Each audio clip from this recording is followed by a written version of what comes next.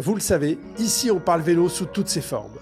Alors si je vous disais qu'il existe en France une fédération qui vous fait vivre cette passion toute l'année partout en France. La Fédération Française de Cyclotourisme, FF Vélo, à ne pas confondre avec la FFC. C'est plus de 110 000 adhérents, 3 000 clubs sur toute la France et des milliers d'événements pour tous les styles, toutes les pratiques et surtout celui du plaisir de rouler sans compétition mais avec passion. Que vous soyez déjà dans un club ou que vous rouliez entre amis le week-end, sachez qu'il est très simple de créer votre propre asso et de rejoindre la fédération.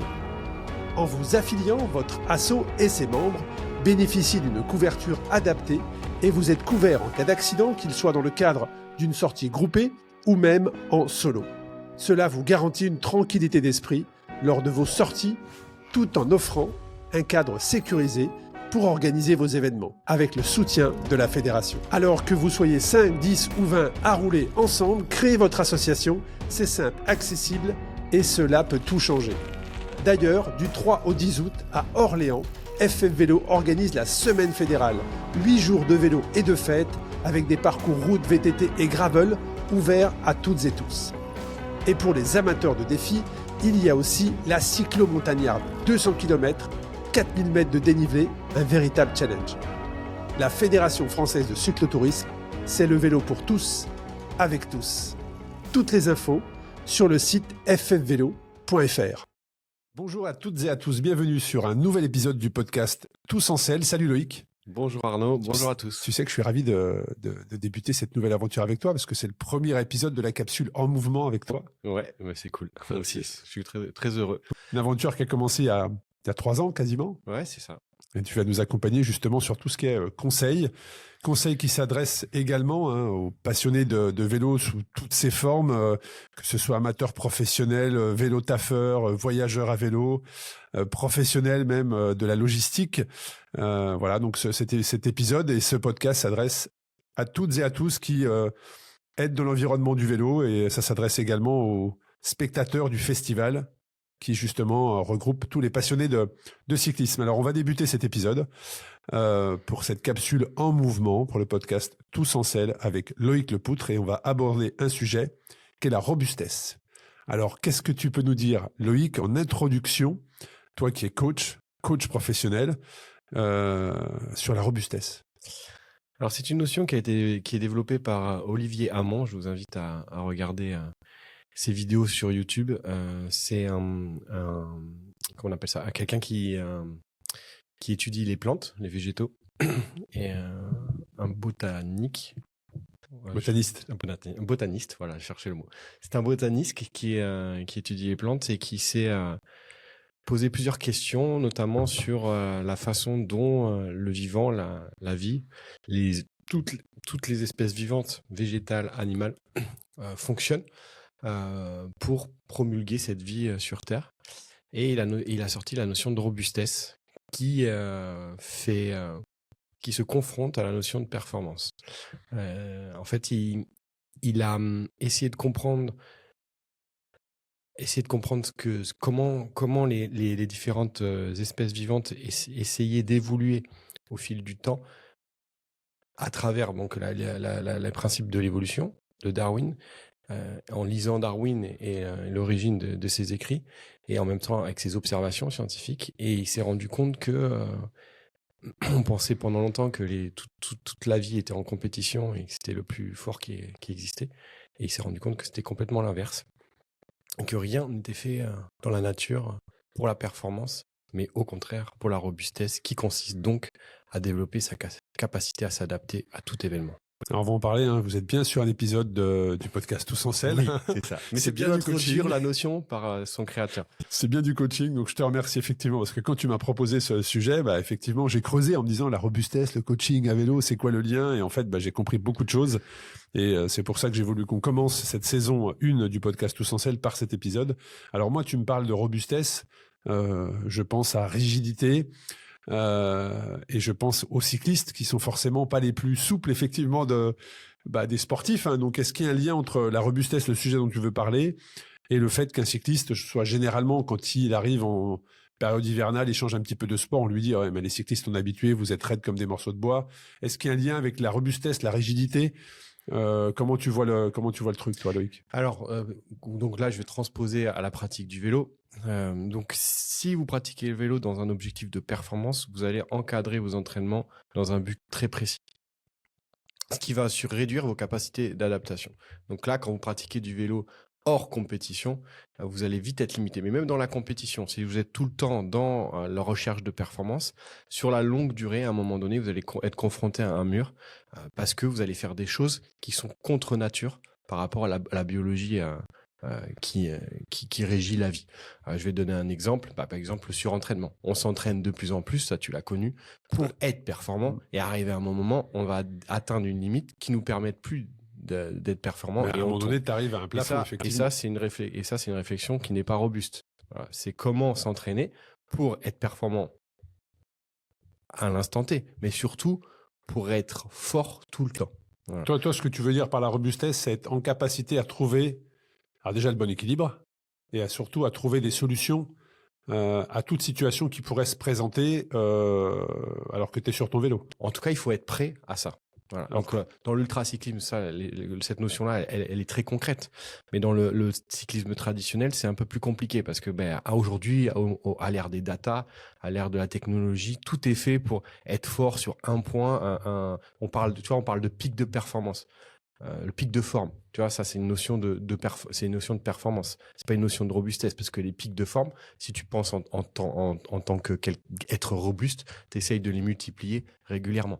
Si tu prends quelqu'un qui fait du voyage en vélo, c'est je vais aller de ce point A à ce point B en tant de temps et je vais tout rigidifier, tout calculer pour que mon Tour de France, par exemple, et se fasse, tu l'as fait, mais si tu rencontres un imprévu, un problème mécanique ou une météo qui est pas favorable et que t'es pas prêt à ça, et bien donc du coup ta notion de performance elle s'écroule et tu te retrouves en incapacité d'atteindre tes objectifs. Alors que si tu vois une vision plus globale où tu cherches à être adaptable à toute situation, tu vas remplir tes objectifs. C'est la même chose pour les livreurs en vélo. Si le livreur il est pas adapté par exemple à la pluie et qui quand il pleut, il peut plus travailler. Et voilà, intéressant. Intéressant. Il peut être plus rapide quand il fait beau, mais quand il pleut, c'est pas robuste. Quand tu me parles de robustesse, donc c'est effectivement comment être solide. Et c'est tout à fait dans le thème du coaching, parce que ça commence peut-être même par les bases du cyclisme. C'est comment être robuste physiquement, comment être robuste mentalement. On va en parler. Et puis, il y a également un chapitre que je souhaiterais aborder, c'est la différence homme-femme. Est-ce qu'il y a une différence dans la robustesse, sur l'adaptabilité? Alors, j'ai mon avis, je te donnerai mon avis après, mais je me dois, moi, en tant qu'animateur du podcast, de te poser la question sur ce sujet. Maintenant, voilà, je pense aux auditrices et aux auditeurs qui nous écoutent sur ce sujet de la robustesse. Par quoi commencer, en fait? Comment devenir plus robuste sur la partie physique. Après, on parlera de la partie mentale, mais là, sur la partie physique. C'est-à-dire qu'aujourd'hui, je souhaiterais m'améliorer. Alors, je ne sais pas si on peut dire être plus performant, parce que quand on parle de performance, je le dis assez souvent, mais beaucoup de personnes font le raccourci avec performance, donc compétition, alors que pour moi, la performance, c'est surtout se sentir bien sur son vélo. Je suis performant, je me sens bien sur mon vélo. Voilà. Mais pour certains, c'est juste un temps, une place en compétition. Après, chacun voit midi à sa porte, comme on dit. Mais quel conseil, Loïc, toi, tu donnerais sur comment devenir plus robuste physiquement? Il faut que vous ayez une vision à long terme. Donc là, je vais donner mon expérience personnelle. Par exemple, je vais donner 2 exemples. Le premier, c'est quand tu évalues tes capacités à l'instant, au moment où tu t'entraînes, donc à l'instant T, tu évalues tes capacités de VO2 max, donc tes capacités à aérobie, tes capacités d'endurance, par exemple. Si tu t'attends à chaque fois à battre ton record précédent, donc quand on fait un test 3 minutes à fond, all out, si tu t'attends à battre, là, ça veut dire que tu cherches la robustesse, la performance. Par contre, si tu es robuste, tu as intégré le fait que c'est une évaluation à l'instant T et que c'est pas parce que à l'instant T, tu es moins fort que les fois précédentes que c'est négatif. Ça te permet d'avoir un repère, mais surtout, ça te permet de voir l'évolution. Comprendre que la progression physique, elle n'est pas linéaire. Ça, c'est une notion robuste. Comprendre que la progression physique, elle se fait en paliers. C'est-à-dire que des moments tu progresses, des moments tu vas régresser un peu ou stagner, puis tu vas reprogresser. Ça, c'est avoir une vision robuste.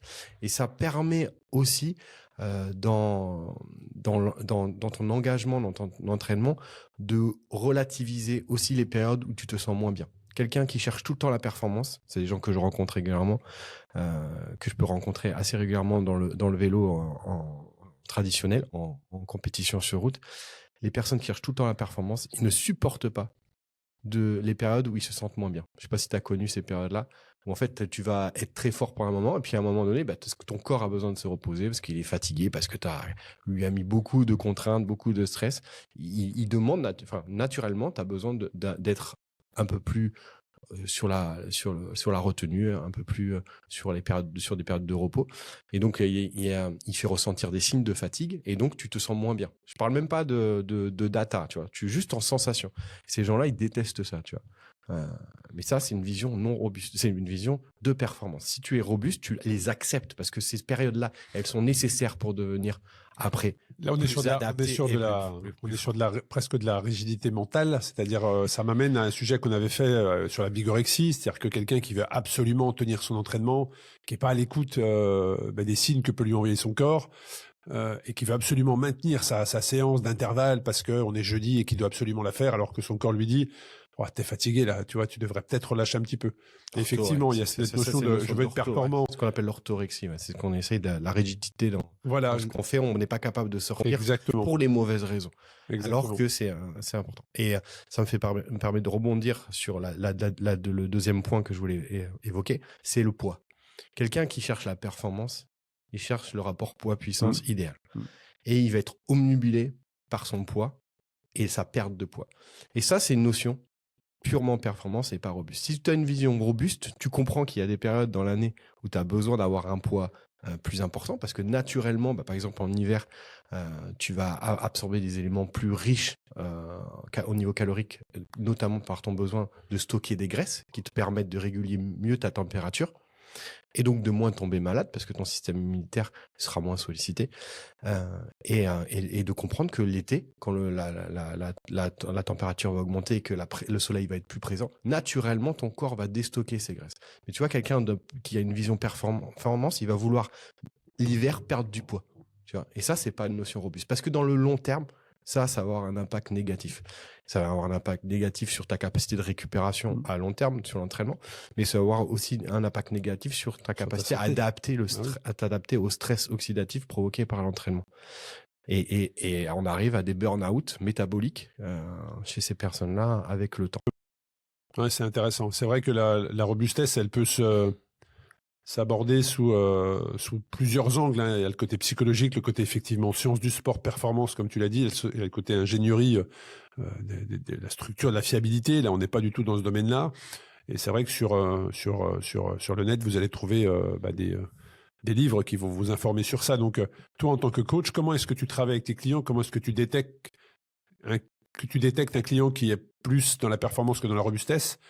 Est-ce que tu construis tes cycles d'entraînement? Généralement, moi je me souviens, c'était 3 semaines d'entraînement avec des entraînements très précis, 1 semaine de récup où là, tu allais rouloter sans notion de watts, de fréquence cardiaque ou d'autres choses. Et 3 semaines, tu repartais pour un bloc de 3 semaines. Est-ce que toi, tu t'adaptes en fonction des données de ton client ou alors tu sais, la sensibilité à la douleur qu'il peut avoir ou les sensations qu'il peut avoir dans un entraînement? Alors tu vois, cette vision de cycle d'entraînement, c'est une vision très performance. Oui, c'est rigide à ce moment-là dans un cadre de performance, tout à fait. 4 semaines d'entraînement, 1 semaine de repas. Ça, c'est très, c'est très rigide. C'est très codifié. Si avec une visorexie prononcée qui m'a conduit à un burn-out, je reconnais. C'est ça.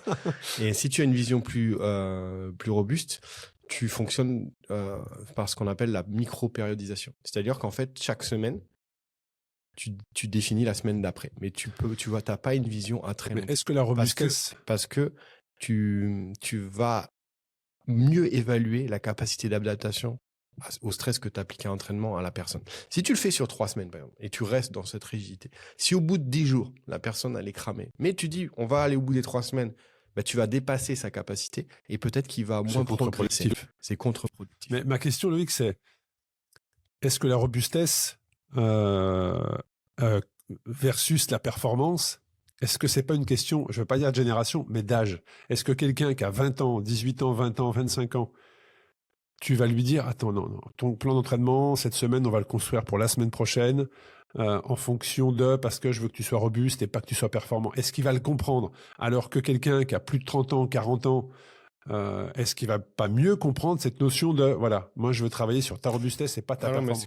Est-ce que c'est pas une question d'âge? Non, c'est complètement l'inverse. Là, clairement, c'est plutôt les gens qui sont ancrés dans des habitudes qui ont du mal à en sortir. Donc, plus t'es âgé, plus t'as du mal à en sortir.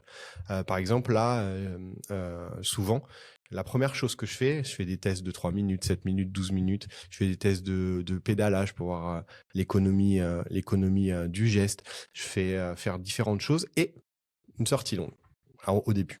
Et à chaque sortie longue, je demande qu'est-ce que tu as mangé pendant la sortie. Et là, tu vois les gens qui cherchent la performance et les gens qui sont pas dans la performance. Les gens qui cherchent la performance, ils mangent rien. Ils mangent rien pendant, ils mangent rien avant. Et ils boivent de l'eau dans les bidons. Et ils boivent de l'eau. Mais non, mais oui. Voilà. Et là, tu peux discuter avec eux. Oui, mais ça va me permettre de perdre du poids. Oui, mais ça va me permettre d'aller plus vite. Il faut que je récupère mon niveau. J'ai toujours fait comme ça habitue mon corps. Mais ça, c'est pas une vision robuste. Une vision robuste, c'est de se dire, l'alimentation, il sert à produire de l'énergie, certes, mais il sert surtout à faire fonctionner, à soutenir l'organisme pendant l'effort, mais aussi après. Et si tu as une vision robuste, tu vois une vision à long terme, tu vois. C'est quelque chose d'important. Et le deuxième chose que je fais, c'est j'éduque les personnes que j'accompagne à écouter leur corps, à écouter les sensations. Parce qu'en fait, aujourd'hui, à l'ère des compteurs, tout le monde baisse la tête sur son compteur et ne regarde que les chiffres sans s'écouter. Et aujourd'hui, tout le monde, s'il s'écoute, s'il écoute les signes que donne son corps, est capable d'adapter ses efforts, d'adapter ses temps de repos à ce qu'il ressent. Et ça, c'est toute une éducation, parce que une personne qui a 40, 50 ans et qui a fait 30 ans fonctionne avec des datas, donc souvent c'est fréquences cardiaques, puissance. Ces gens-là, ils ne savent plus s'écouter. Et puis moyenne, c'est surtout moyenne. Quelle moyenne t'as fait, tu vois, avec Strava notamment, avec c'est ça. Certains vont jusqu'à maintenant cacher leurs entraînements, mais moi je comprends parfaitement ton discours, et on peut en parler. J'ai été le premier, voilà, tu souris, mais moi, quand Loïc m'a récupéré en coaching il y a 2 ans, 2 ans et demi, j'étais exactement l'exemple que tu viens de citer. C'est-à-dire que je ne mangeais pas dans mes sorties. Dans mes bidons, il y avait que de l'eau. Et en fait, tu m'as fait comprendre que c'était une énorme erreur, parce que j'avais rien pour soutenir l'effort et je tapais dans ma santé, en fait. Et je vais même aller plus loin. Tu as plein d'outils de mesure. Tu as un outil de mesure de ton sommeil. Et oui, mais tu as toujours fait tu as toujours pris argent comptant, les données de ta montre pour analyser ton sommeil que ce que tu ressentais. Tu vois, un exercice intéressant, c'est je me lève, je note mes sensations sur mon sommeil et après je regarde ma montre. Et tu verras que l'impact peut être bien différent. Ouais. Tu vois, un exemple, je te rejoins. Les montres Garmin, elles sont codifiées pour la performance. Tu as quelqu'un où c'est marqué, vous avez augmenté votre seuil, la personne a l'impression d'être hyper fort, tu vois. Mais si c'est marqué votre VO2 max descend, tout de suite c'est la fin. Oh, je m'entraîne, ça sert à rien. Voilà, ça, c'est des visions purement performance. Si tu as une vision robustesse, tu tiens pas compte de ces données-là.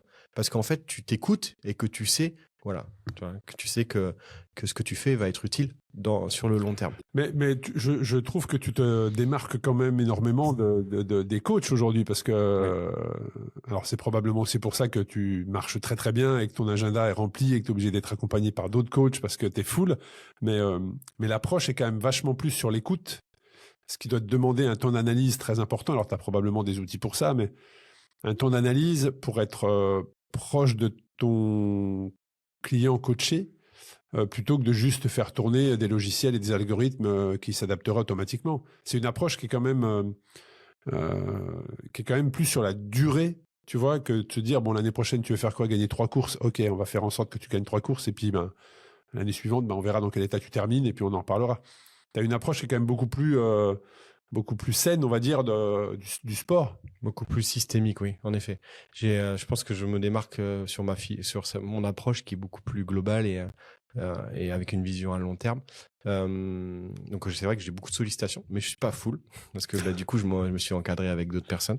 Mais c'est vrai que l'approche que j'ai attire aussi les gens qui sont dans cette philosophie-là. Tu vois, dernièrement j'ai eu plusieurs entretiens avec des personnes qui voulaient que je l'accompagne et ils n'avaient pas d'objectif. Tu vois, ils voulaient juste pratiquer le vélo et s'épanouir à travers la pratique. Tu vois, et ça c'est des trucs qui m'arrivaient pas il y a 15 ans. Les gens, ils m'appelaient, je veux faire un Ironman, je veux faire l'étape du Tour.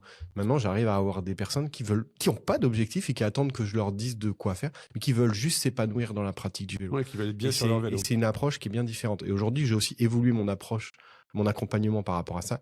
Et je propose des accompagnements avec des visios toutes les semaines où on discute des séances qui ont été faites, des séances qui sont à venir, mais aussi de toute leur vie. Le travail, l'organisation avec la famille. Je me souviens de cette phase-là. Et aujourd'hui, tu vois, j'accompagne aussi comme ça. Et c'est hyper enrichissant parce que si t'es performant, tu penses qu'aux data et tu te dis, bah voilà, il faut, pour gagner la course, cette course-là, il faut que tu fasses 4 minutes à tant de watts. Donc, je vais t'entraîner à faire tant de watts. Sauf que tu prends rien en compte à côté. Et en fait, ça va marcher sur un one shot, mais sur 10 ans, ça peut pas fonctionner.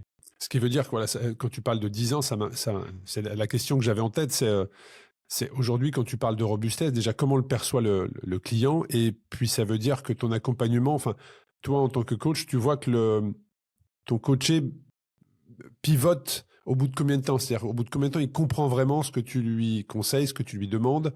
Et est-ce qu'il y a tu as détecté une période où il y a vraiment un switch qui se fait dans le mindset? Il est temps de faire une petite pause dans cet épisode. C'est l'heure du ravito. Et qui de mieux que Meltonic pour nous accompagner? Meltonic, c'est la marque française qui mise sur le naturel pour booster nos performances, que ce soit en pleine course ou lors de nos entraînements. Créé en 2014 dans la mielerie familiale, Meltonic a révolutionné la nutrition sportive avec le tout premier gel à base de miel, plantes toniques et huiles essentielles. Chez Meltonic, l'objectif est de montrer qu'on peut aller plus loin, plus fort, sans jamais trahir son corps ni la planète. Leur mission est simple, vous aider à donner le meilleur de vous-même, naturellement. Parmi les ambassadeurs, Pierre Rolland, ancien coureur cycliste professionnel, 13 Tours de France au compteur, 2 victoires d'étape et une passion assumée pour les purées toniques salées à la noix de cajou Meltonic. Rendez-vous sur le site meltonic.com afin de découvrir tous les produits qui vous accompagneront sur vos prochaines sorties. Pareil, dans mon approche robuste, j'essaye de m'adapter à la personne. Donc en fait, je ne vais pas imposer mon idée si la personne est conformée à une autre philosophie.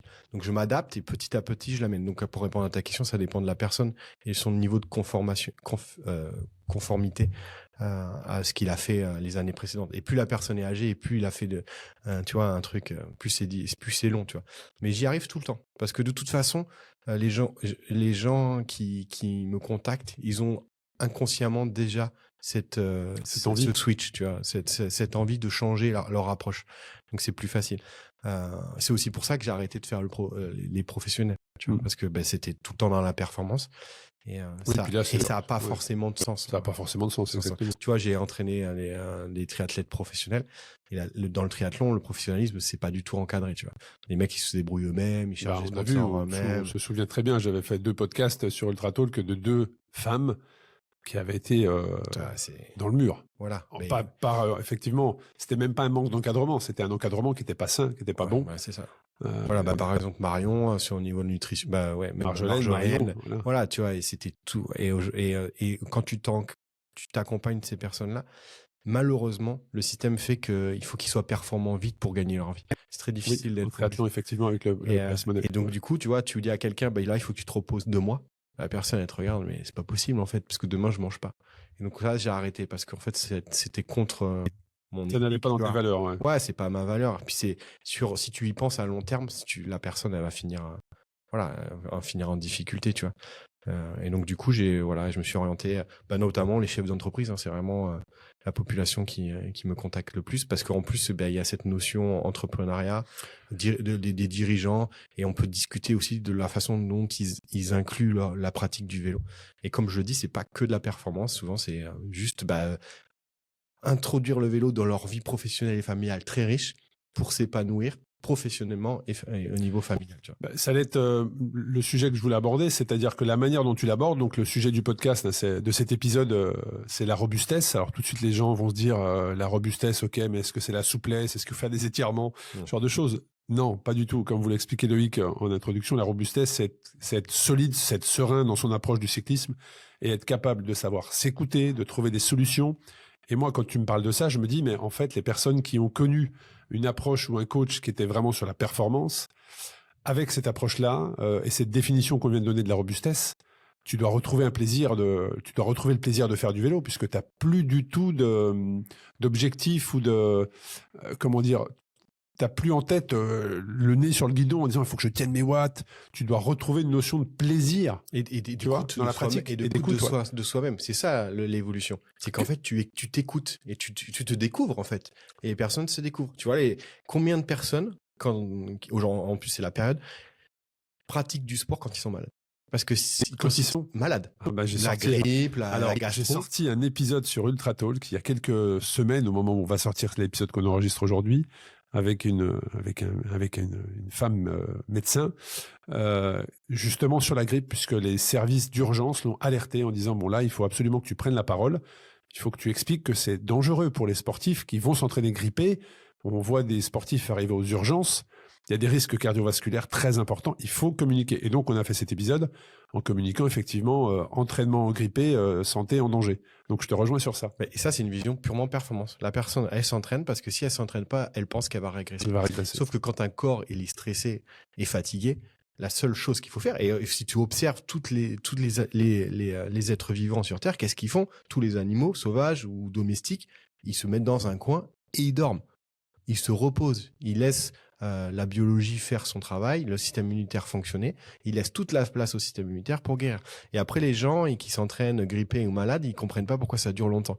Parce qu'en fait, t'as pas laissé la place. Et donc là, quand tu as une vision robuste, tu imposes aux gens de rien faire. Ça passe très vite. Et quand ils reprennent, ils se sentent plus forts qu'avant. Et là, ils disent, ah ouais, c'est incroyable. Et oui. Parce que le repos, si tu as compris, si tu as une vision robuste, le repos fait partie de la progression de l'adaptabilité. Non, mais c'est dur. Hein. Je reconnais que c'est moi le premier. Hein, c'est difficile d'accepter ces situations où tu ne peux pas t'entraîner parce que quand tu as été très performance, tu penses à régression effectivement. Et je te rejoins sur ça. Mais si on avait si tu pouvais donner quelques références. Je sais pas si on peut dire des points de passage ou de dire voilà ce que j'attends moi d'un client ou d'un coaché qui veut que je l'accompagne sur de la robustesse, ça passe par quoi? Est-ce que c'est un nombre d'heures d'entraînement? Est-ce que ça passe par l'estimation de son entraînement? Est-ce qu'il a pris du plaisir ou pas? S'il avait comme ça des références plutôt que de faire fréquence cardiaque, watts moyenne, s'il y avait justement des références sur j'accompagne mon client vers de la robustesse. La première étape, c'est recentrer sur ses sensations. Donc l'aspect sensoriel, cognitif. Donc demain, c'est l'entraînement cognitif. C'est d'abord comprendre ce que je fais. Si une personne te contacte en disant voilà, moi j'ai écouté le podcast, je veux être accompagné pour aller sur de la robustesse, c'est-à-dire me sentir bien sur mon vélo, être en écoute avec moi-même et faire face aux situations, tu vas dire voilà, on va travailler sur ces points-là. Première étape, sensoriel, cognitif. Entraînement cognitif, c'est se recentrer sur ses sensations. Deuxième étape, comprendre ce qu'est l'alimentation, à quoi ça sert et comment l'utiliser à bon escient sur le long terme et pas pour être performant. Troisième étape, je dirais, c'est utiliser les objets technologiques et les applications dans le bon sens. Et notamment, non pas en se comparant aux autres, mais plutôt en essayant de les utiliser pour voir son évolution. Quatrième point, et ça, je pense que c'est même le plus important, ce que je fais sur un entretien téléphonique avant de commencer, c'est les motivations profondes. Pourquoi je fais ça? Parce que souvent, en fait... pas de réponse, généralement. Tu vas avoir... Des fois, tu as les mauvaises réponses. C'est, je fais ça pour être le champion régional. Je fais ça pour maîtriser mon poids. Pour maîtriser mon poids. Je fais ça. Et ça, c'est pas les bonnes réponses.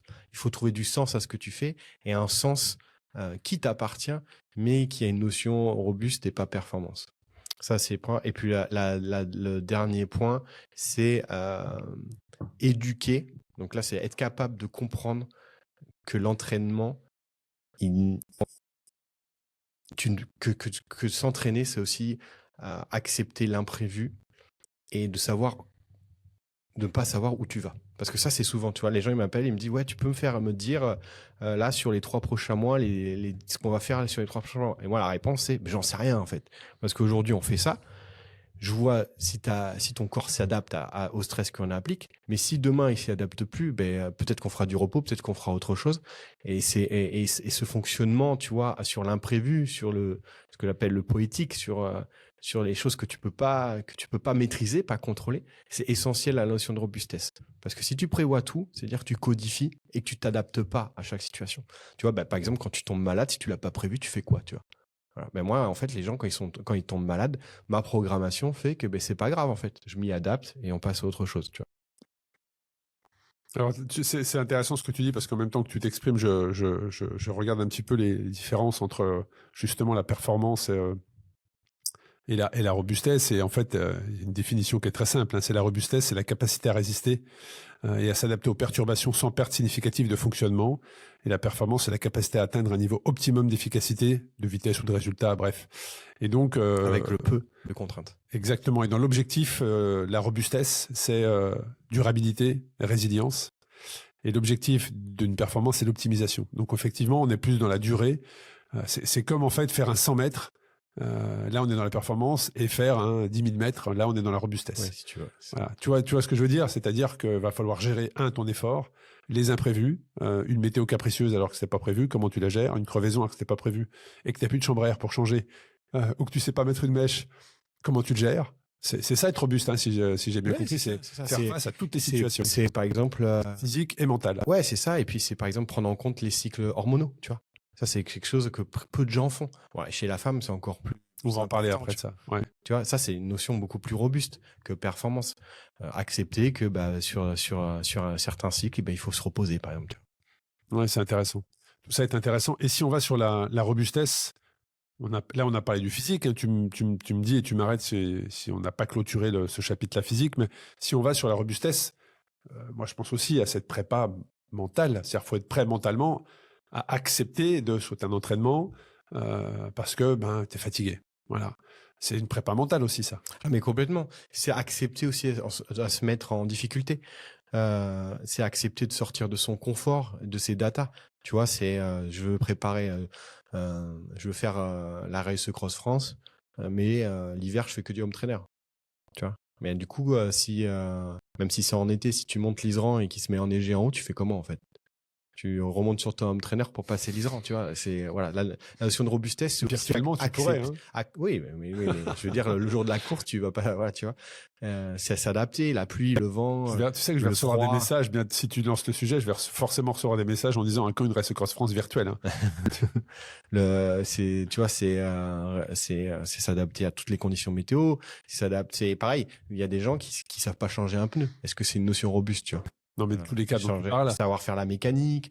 Et sur les compétiteurs, c'est être capable, par exemple, les gens qui aiment pas prendre le vent. Tu vois, quand ils sortent, ils disent, je vais faire cette boucle là parce que là, je vais avoir pas le vent de face, mais il sera bloqué. Je serai protégé par le relief. Et puis je reviendrai avec le vent de dos. C'est très bien, mais le jour de la course où tu sors et que tu te retrouves tout seul en tête avec vent de face, tu fais comment? Et tu sais que tu as 2 jours de vent de face devant toi. Voilà. Ouais, ça sur du long, mais même je te parlais en compétition, tu vois, traditionnelle. Il y a des coureurs qui réfléchissent comme ça, mais ça c'est pas une notion robuste, tu vois.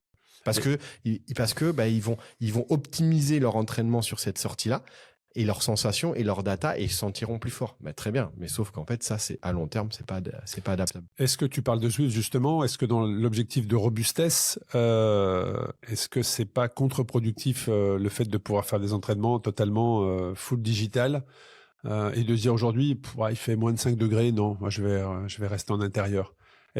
Comment tu gères ça avec tes clients aujourd'hui dans cet objectif de robustesse, cette prépa mentale? Parce que le mental fait beaucoup dans la robustesse que tu décris aujourd'hui dans ce sujet d'épisode pour le podcast. Mais aujourd'hui, c'est facile de pouvoir garder une forme physique sans avoir fait le moindre kilomètre en extérieur. Mais ouais, ça, c'est marrant parce qu'en fait, là, je vais raconter une anecdote. Donc, j'entraîne des gens du monde entier. Et j'entraîne des gens du Nord, donc Belgique, Pays-Bas, Norvège, et des gens du Sud, donc la Côte d'Azur. Et c'est assez marrant parce que tu vois la différence, surtout les Belges. Les Belges, c'est franchement les gars, vous êtes formidables. Ils Vous n'ont êtes- pas vous peur êtes des des guerriers. conditions. Ah ouais, je suis Les d'accord. mecs, ils sortent à moins 10, il neige, il grêle, ils te mettent des gros pneus, ils sortent à toutes les conditions. Tous ceux que j'entraîne, tous les Belges, ils sortent à toutes conditions. Dans les Flandres, c'est des fous furieux. Ils sortent dans toutes les conditions. Et j'ai des gens à Marseille, à Aix, quand il fait 10 degrés, ils sortent pas parce qu'il fait trop froid. Et tu vois, c'est deux visions différentes. Il y en a ils sont obligés de s'adapter à leur environnement. Et ils se sont adaptés. Et les autres, ils ont plus de difficultés à s'adapter parce que déjà, en termes de culture, c'est différent. Tu vois, le sud-est de la France, c'est pas les mêmes personnes. Enfin, c'est pas le même environnement social, culturel, c'est différent. Et tu te retrouves à des dualités comme ça ou même les mecs à Lille, hein. Ils sortent tout le temps, mais il pleut. De toute façon, ils n'ont pas le choix. Autrement, ils sortent pas.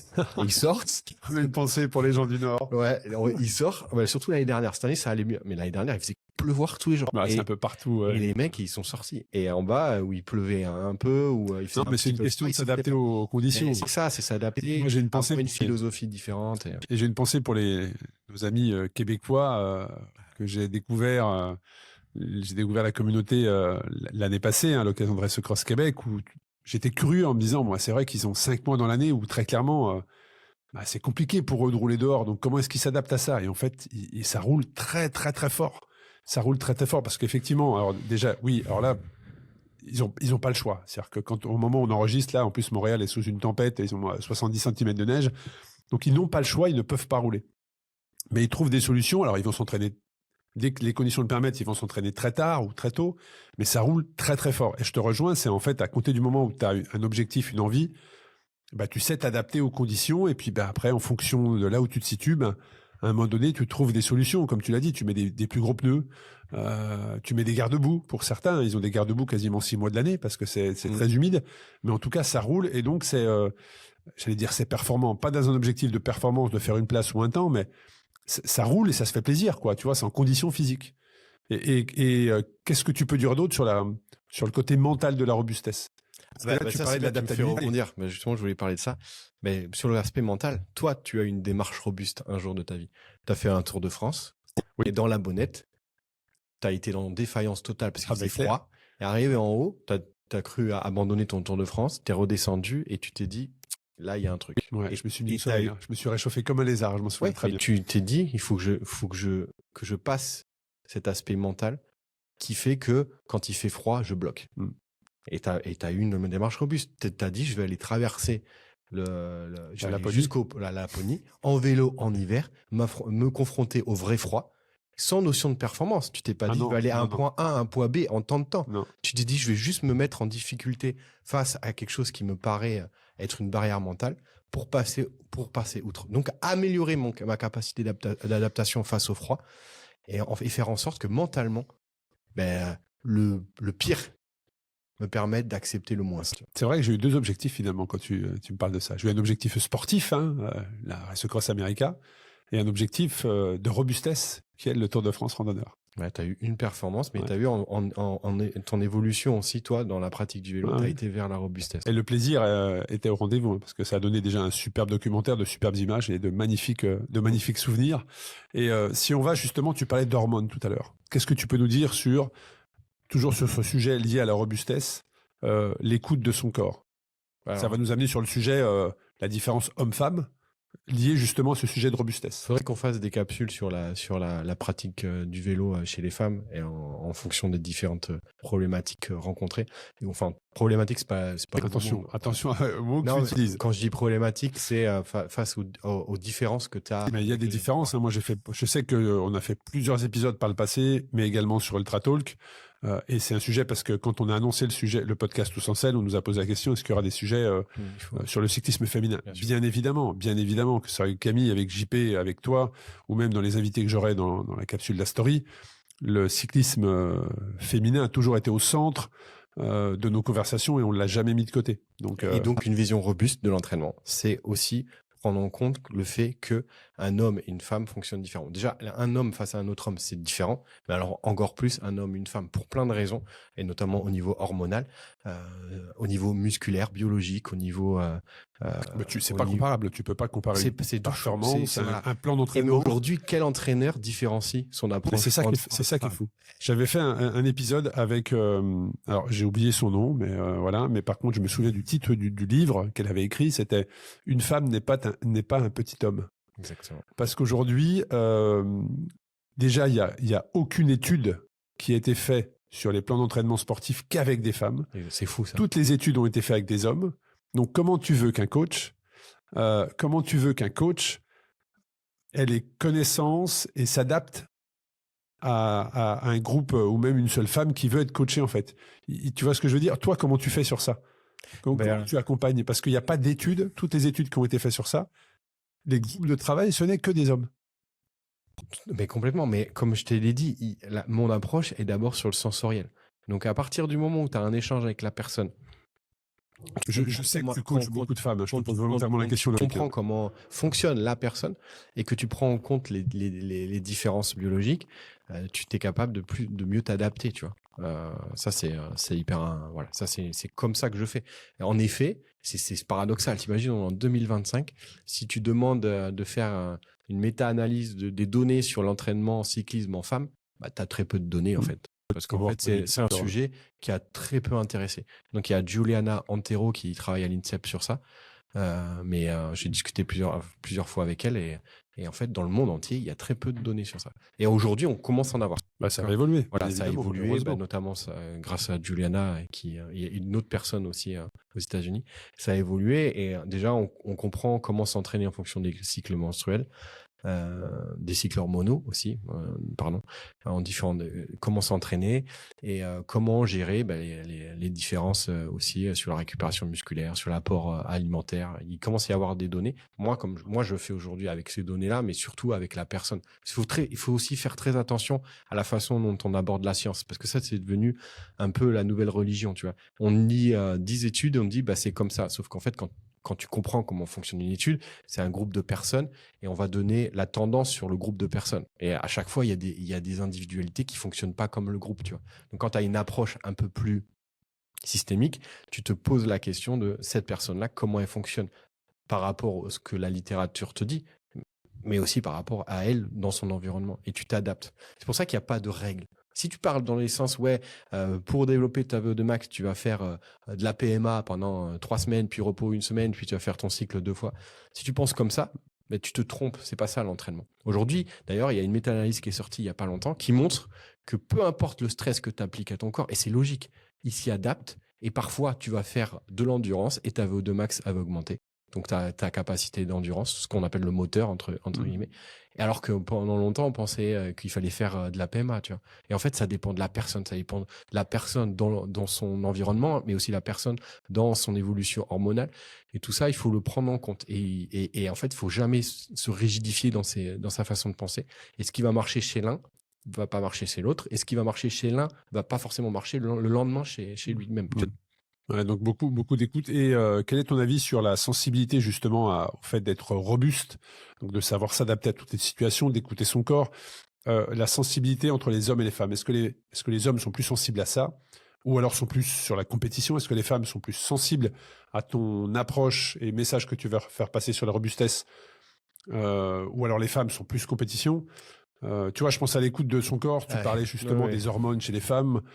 Il y a quelques semaines, Demi Vollering a pris la parole en expliquant qu'elle avait probablement perdu le tour parce qu'au moment justement où elle était dans son intensité très très forte et dans les dernières étapes, c'était au moment où elle avait son cycle. C'est courageux de sa part de prendre la parole. Moi, à titre perso, je te cache pas que j'ai été très surpris pour les observer, les femmes à ce niveau-là, et en parler avec beaucoup. Je pensais vraiment que ces femmes-là étaient en aménorrhée, très clairement, tu vois ce que je veux dire, à tellement un niveau d'intensité. Et quand tu les observes, voilà, pour en avoir discuté avec certaines, pour moi, je pensais pas en fait qu'il pouvait y avoir ça, donc c'était courageux de sa part de prendre la parole.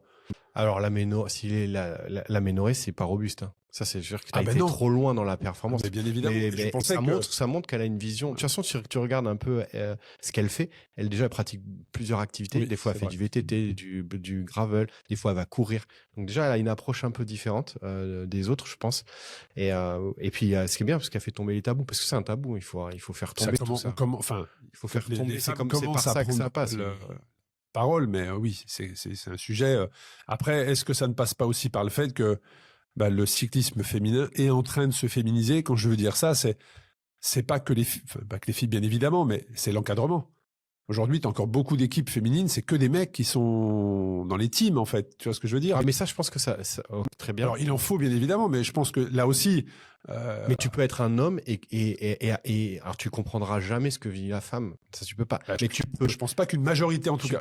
mais là aussi, Tu peut-être peux que j'aurais des t'éveiller retours. à ça. Tu vois, tu peux t'éveiller à ça. Bien évidemment, il faut être totalement ouvert d'esprit. C'est pas ce que je dis, mais je me dis que peut-être que dans des teams, il devrait y avoir une majorité de femmes pour justement que ça soit fluide et compréhensif et que les filles n'aient pas peur de parler, tu vois, ou de s'exprimer. Donc ça me permet de rebondir sur ta question. Est-ce que les hommes ont tendance à être plus robustes que les femmes? Mais non, en fait, c'est l'inverse. Parce que socialement, la femme, elle doit prouver.